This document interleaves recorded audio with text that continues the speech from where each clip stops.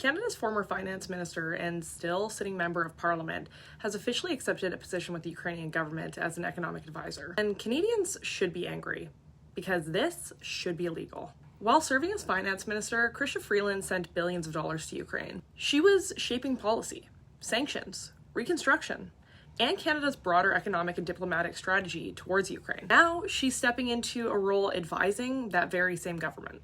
That's a glaring conflict of interest, and it should be setting off alarm bells for Canadians. The issue isn't simply that she's currently a sitting MP. The deeper problem is that as both an MP and Canada's finance minister, she had direct policy influence while in office.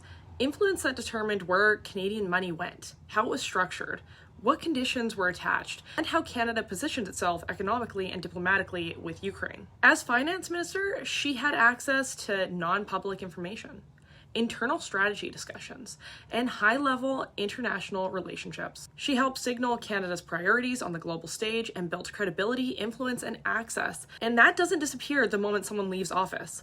That's the kind of insider knowledge and institutional access that has real value, especially to a foreign government.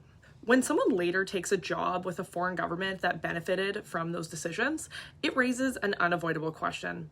Were future opportunities a factor, even subconsciously, in past decision-making? Even the appearance of that incentive destroys public trust. I've seen a lot of people say that she should resign as an MP, and yeah, obviously. She's now said she'll step down in a few weeks, but let's be honest, that's a really shallow consequence. The real issue is that this should never be allowed in the first place. In the private sector, people in far less sensitive roles are bound by non-compete clauses.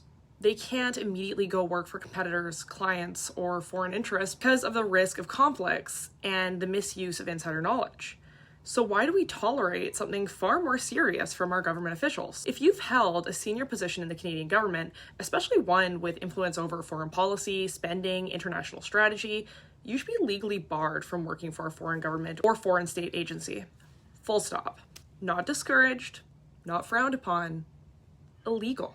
And yes, this should carry real legal consequences, because laws that would restrict this would discourage exactly the kind of people who enter public office to leverage power, access, and influence for personal gain later on. I think most Canadians would agree. We want fewer corrupt politicians, not systems that quietly reward corruption. You don't get to hold public office, shape policy, approve the transfer of billions of dollars out of this country, and then go work for the government that benefited from those decisions.